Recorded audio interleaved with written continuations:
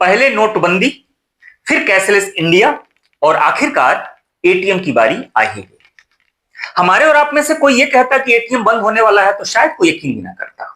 लेकिन जब सीएमआई ने आरबीआई के पास शिकायत दर्ज की और एटीएम को संचालित करने से हाथ खड़ा किया तो आरबीआई के साथ साथ पूरा वित्त मंत्रालय सत्ते में आ गया।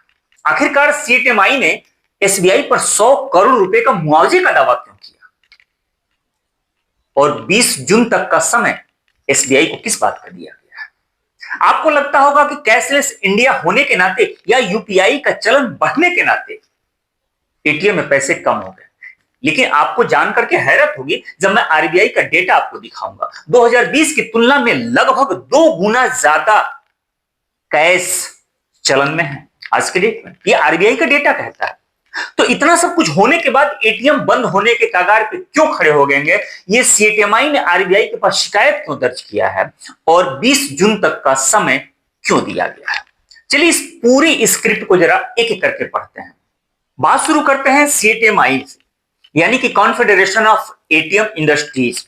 गैर लाभकारी एक संगठन है जिसमें एटीएम से जुड़ी हुई सभी छोटी से बड़ी कंपनियां इसमें शामिल है। मसलन यह है कि एटीएम मशीन बनाने वाली कंपनी से लेकर ये जो कैश को ढोने वाली वैन है, उसके सुरक्षा फीचर्स हैं, गार्ड को नियुक्त करने की बात हो या फिर बल्ब लगाना हुआ, एसी लगाना हुआ, इनकी जितनी भी छोटी बड़ी संस्थाएं हैं सभी संगठन में शामिल है और ये पूरे हिंदुस्तान में एटीएम को गवर्न करता है। अब जब इसने आरबीआई के पास शिकायत दिया और कहा कि अब हम एटीएम को संचालित नहीं कर पाएंगे, क्यों? क्योंकि हमको लगातार घाटा हो रहा है और हमें 100 करोड़ रुपए का घाटा हो चुका है और इसका सारा ठिकरा किसके ऊपर फोड़ा? एसबीआई के ऊपर फोड़ा। आपको ध्यान होगा तो पिछले 5 सालों में एक बात हवा में तैर रही थी कि एटीएम से छोटे नोट गायब हो गए हैं, सिर्फ 500 के नोट निकलते हैं, लेकिन लोगों ने कहा कि अफवाह है। अफवाह कह करके इन बातों पर पर्दा डाल दिया गया। लेकिन कुछ दिनों से हिंदुस्तान के टीयर 2 और टीयर 3 शहरों के सभी एटीएम बंद पड़े हैं। बंद का मतलब है उसमें पैसे ही नहीं है। अब टीयर 2 और टीयर 3 शहरों का जब ये हाल है और जबकि ये बात कौन कहता है? सीएमआई कह रहा है, साफ साफ कह रहा है, तो अंदाजा लगाइए टीयर 4, टीयर 5 और टीयर 6 क्या हाल होगा। आप में से बहुत सारे लोग टीयर 2, 3, 4, 5 का मतलब नहीं समझते होंगे, तभी मैं उसको बता दे रहा हूं। आरबीआई ने क्या किया है? अपनी सुविधा के लिए पूरे हिंदुस्तान को टीयर 1 से लेकर टीयर 6 में बांट दिया है। यानी कि हिंदुस्तान के जितने भी बड़े महानगर या शहर उसे टीयर 1 कहा जाता है, छोटे महानगरों को टीयर 2 में रखा गया है, छोटे शहरों को टीयर 3 में रखा गया है, बड़े कस्बों को टीयर 4 में रखा गया है और छोटे कस्बों को टीयर 5 में रखा गया है, शुद्ध ग्रामीण क्षेत्रों को टीयर 6 में रखा गया है। जब सीएमआई ये कह रहा है कि टीयर 2 और टीयर 3 शहरों के सभी एटीएम बंद पड़े हैं, तो अंदाजा आप लगा सकते हैं कि फिर टीयर 4 और टीयर 5, टीयर 6 के एटीएम की क्या दशा होगी। और ये एसबीआई पे ही ज्यादा नाराज क्यों है? क्योंकि सबसे ज्यादा एटीएम एसबीआई के हैं और इसने साफ कहा कि एसबीआई जानबूझकर पैसे एटीएम में नहीं डालता। अब आपको लगता होगा कि कैशलेस होने के बाद यूपीआई जब से ये चल रहा है उसके बाद से ये परेशानी आनी ही थी। यूपीआई के बाद से हमारी और आपकी आदत तो है कि 10 रुपए का समोसा खाते हैं तभी मोबाइल निकालते हैं और सीधे स्कैन करते हैं और ट्रांसफर कर देते हैं, पैसे की जरूरत ही नहीं पड़ती। लेकिन आरबीआई का डेटा यह कहता है कि 2020 के बाद से लगभग 2 गुना ज्यादा कैश मार्केट में चलन में है। तो फिर ऐसा कैसे हो गया? हम और आप तो कैश का यूज ही नहीं कर रहे हैं, पहले जितना यूज करते तो उससे कम हो गया हमारा यूज करना। लेकिन आरबीआई का डेटा यह कहता है कि 2020 की तुलना की बात कर लें तो 2 गुना ज्यादा कैश मार्केट में चल रहा है। फिर आखिर ये कैश जा कहां रहा है? क्या एटीएम बंद होने के कगार पे आ गया है? या एटीएम पे नजर दौड़ा लीजिएगा। आरबीआई का डेटा ये कहता है कि 2,51,000 एटीएम हिंदुस्तान में काम कर रहे हैं। हालांकि ये इसमें गिरावट आई है, 2,55,000 के आसपास एटीएम थे, पिछले 4 साल में कुछ एटीएम बंद हो गए हैं। अगर उसमें भी अगर गवर्नमेंट सेक्टर की, पब्लिक सेक्टर की बात करें तो 1,33,500 के आसपास पब्लिक सेक्टर के एटीएम है, यानी कि सरकारी बैंक वाले एटीएम है।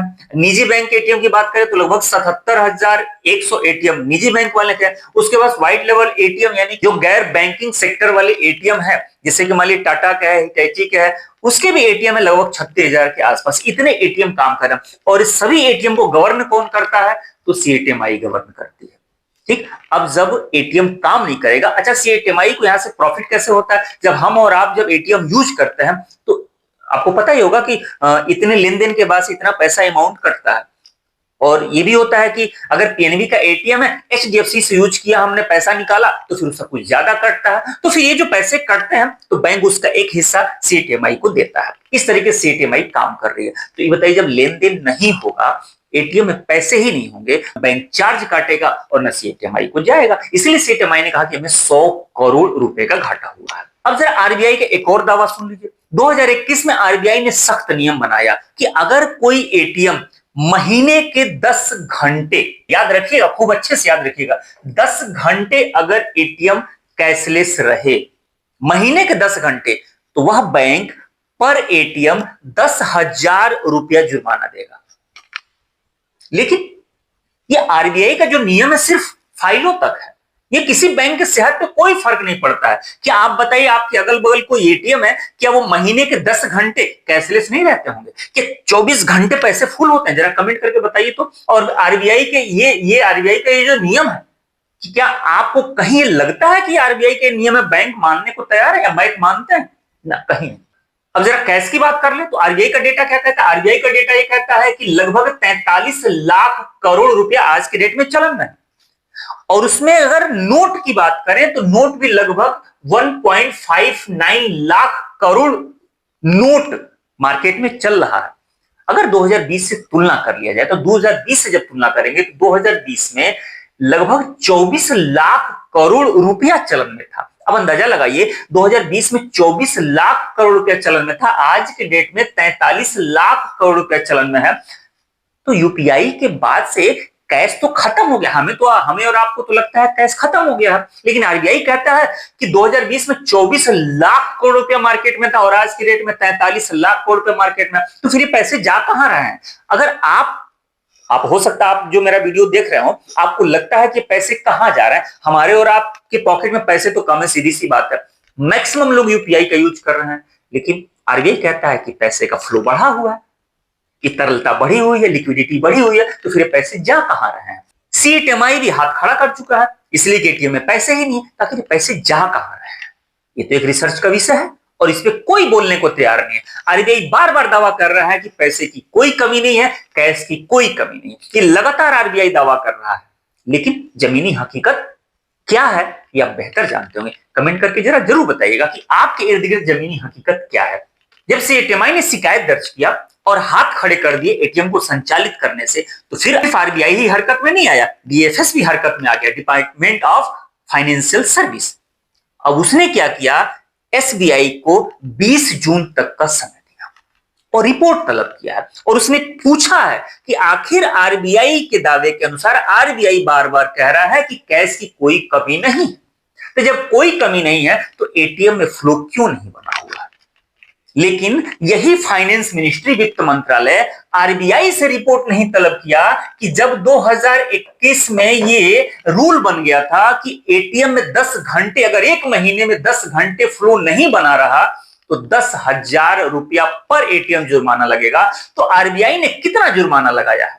ये सवाल तो आरबीआई से भी होना चाहिए, सिर्फ बैंकों से ही सवाल क्यों? ठीक है, बैंक से सवाल पूछा जरा, बहुत जरूरी है बैंक से सवाल करना, इसलिए कि जितने भी एटीएम हैं, अभी हम लोगों ने देखा था कि लगभग पब्लिक सेक्टर के 1,33,000 एटीएम है और 1,33,000 में लगभग 60,000 से ज्यादा एटीएम तो सिर्फ एसबीआई के हैं। तो एसबीआई से सवाल तो बनता है, लेकिन एसबीआई के साथ साथ आरबीआई से भी तो सवाल बनता है कि आरबीआई 10,000 रुपए जुर्माने का रूल बनाया था, अगर वो सख्ती से किया गया होता तो कौन सा बैंक नहीं मानता। यूपीआई सक्सेस हो रहा था, नो डाउट, पूरी दुनिया यूपीआई का लोहा मान रही थी, लेकिन यूपीआई के सक्सेस होने के साथ साथ एटीएम में एक बड़ा ब्लैक होल तैयार हो रहा था। कि सबको पता था कि एटीएम की यह दशा आज नहीं तो कल आनी ही आनी है। जब हम और आप सिर्फ यूपीआई से ट्रांजेक्शन करेंगे, यूपीआई से ट्रांसफर करेंगे, तो एटीएम पे फिर जाएगा कौन? लेकिन सवाल वही है कि हिंदुस्तान, अभी में आप लोगों ने देखा ना कि कितने टियर में बांटा गया है। हिंदुस्तान का आज ही मैक्सिमम कस्बा, मोहल्ला, गांव ऐसा है जहां अभी भी लोग यूपीआई यूज नहीं करते हैं, जहां नेट नहीं है, नेटवर्क सिस्टम नहीं है। तो फिर वहां कैश की प्रॉब्लम अगर ये है तो फिर उनके पास कैश कैसे है?